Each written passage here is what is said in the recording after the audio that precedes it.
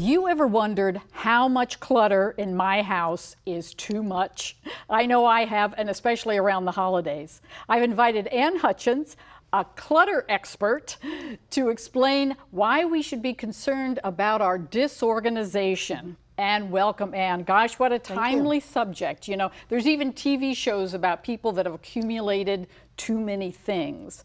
Now, we've talked about some different terms, and it's things like, you know, clutter, hoarding, disorganization, but you're telling me those really aren't interchangeable. No, they aren't. We use the term hoarding very, just a lot nowadays, you know. I mean, we're very liberal with that term without understanding that there are different levels of disorganization. Right. The Institute for Challenging Disorganization has been the most helpful resource for me to understand this myself. And I worked with seniors who were downsizing for many years. And the thing is, lots of us are chronically disorganized. We're very busy. We just have too much to do. It's hard to keep up with all the paperwork. We still have paperwork, even though we have all this digital We could have it on the resources. computer. We still want the hard copy, don't we? Yes, and a lot is expected of us today. So in that case, a friend can help us, or some tools can help us. But then there gets the point where it becomes unbearable and unlivable. Right, where it really comes to that point of either a family member or a friend says something has to be done.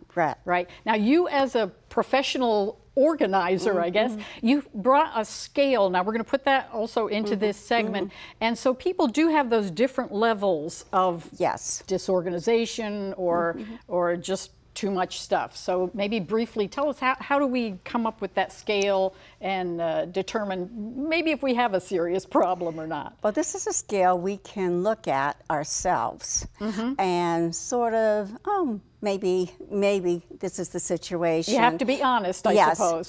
Yes.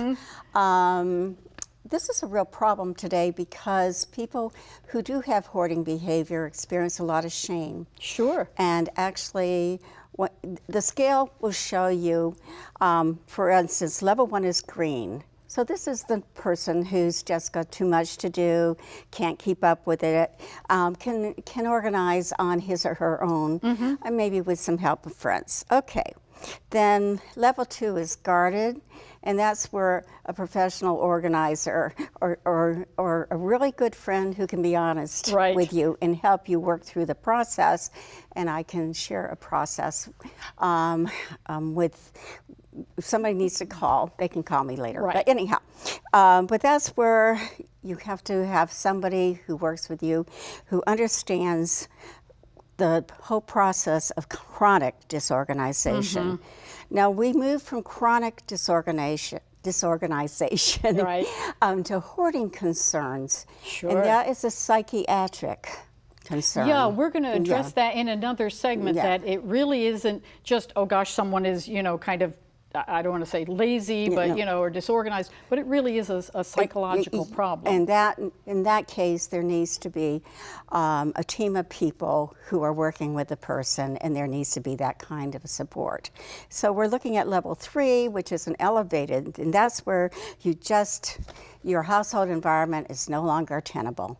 Okay. Well, Ann, I appreciate that. We're going to have the scale right up on the screen so folks can kind of take a quick look, see where they might fall into that and what they need to do, because this clutter hoarding scale is incredibly succinct and valuable. I'd like to invite you back. We're going to talk about some tips on how to help elders who assess high on that clutter hoarding scale. Thanks, Ann. Thank you.